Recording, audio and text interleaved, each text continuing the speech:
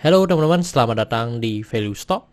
Hari ini saya akan membahas analisa fundamental saham Zing kuartal pertama tahun 2021. Oke, ini disclaimer-nya yang pertama ini merupakan sharing analisa fundamental, bukan ajakan beli jual ataupun suatu saham dan keputusan investasi ada di tangan teman-teman selaku investor. Yang ketiga, dari analisa fundamental ini bisa dijadikan referensi untuk analisa saham-saham yang teman-teman miliki. Oke, pertama-tama kita masuk ke bisnis model dari saham Zing ini. Untuk kegiatan usahanya bergerak di bidang usaha tambang biji besi, konsentrat timbal, habis itu konsentrat seng, sama konsentrat perak. Untuk sumber income-nya berasal dari hasil tambangnya, jadi dijual. Dan segmen usaha atau marketnya di China. Untuk kasus hukum, saat saya membuat video ini, saya tidak menemukan adanya kasus hukum yang terkait dengan Zing. Untuk kepemilikan sahamnya dimiliki oleh PT Sarana sebesar 12,7%, pribadi sebanyak 5 orang sebesar 55,6%, dan masyarakat sebesar 31,7%. Dan kita bisa lihat dari segi pendapatannya, untuk Zing ini masih baru ya teman-teman, jadi dia melakukan IPO di 2017. Dan untuk dari datanya kita bisa lihat secara kuartal pertama mengalami kenaikan sebesar 37%. Dan saya asumsikan kuartal keempatnya memiliki kinerja sama dengan kuartal pertama, maka sampai akhir tahun akan mengalami kenaikan sebesar 50,2% dari segi pendapatan. Untuk dari segi net profitnya mengalami kenaikan 300%.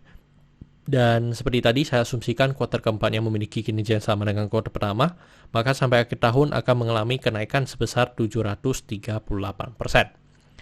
Untuk dari segi aset mengalami kenaikan dan kenaikannya sebesar 7,1%. Untuk dari segi utang juga mengalami kenaikan dan kenaikannya sebesar 5,5%. Untuk dari segi modal juga mengalami kenaikan dan kenaikannya sebesar 8,3%. Dan teman-teman, ini merupakan summary lapor keuangannya dari 2017 sampai 2021.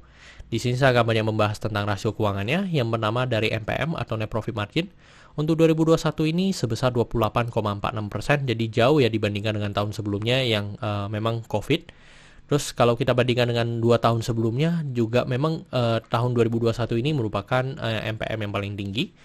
Dan dari segi EPS-nya di 10 dan membuat pernya di 13,53 kali. Dan ini merupakan per yang paling rendah dari saham Zing ini semenjak 2017 sampai sekarang. Untuk dari segi book value-nya sekarang di 35 dan membuat PBV-nya di 3,96 kali. Jadi dan dari segi PBV ini juga merupakan PBV yang paling rendah dari saham Zing ini semenjak dia IPO.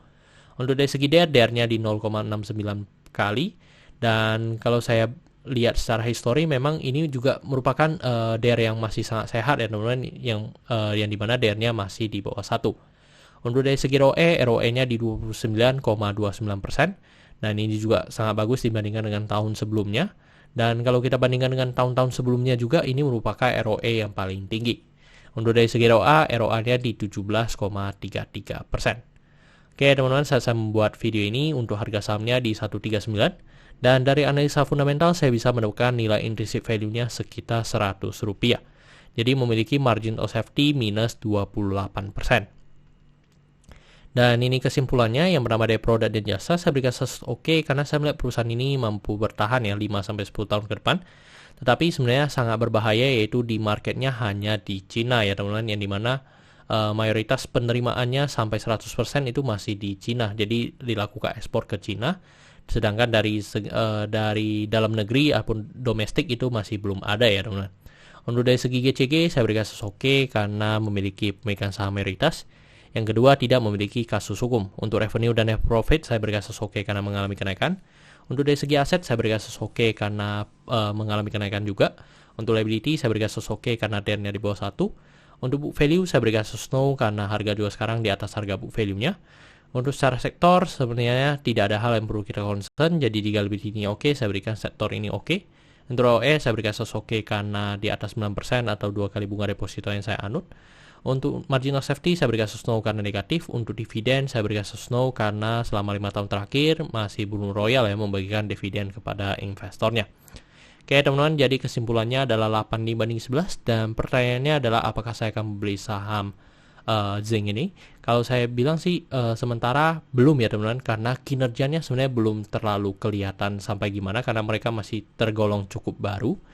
Yang kedua, kalau saya rasa adalah memang dari segi valuasi memang sudah over value. Itu yang membuat saya belum tertarik untuk berinvestasi di saham Zinc ini. Oke teman-teman, saya rasa cukup sekian untuk video kali ini. Jangan lupa untuk like dan subscribe. Jangan lupa juga untuk follow saya di Instagram saya di Royken13. Dan teman-teman, saya ada membuat grup Telegram, jadi teman-teman bisa join grup Telegram saya di Value Stock. Untuk linknya teman-teman bisa dapatkan di deskripsi di bawah. Dan jika teman-teman ada kode saham yang ingin saya buatkan analisa seperti ini, silahkan tinggalkan di kolom komentar untuk kode sahamnya. Oke teman-teman, see you in the next video. Bye-bye.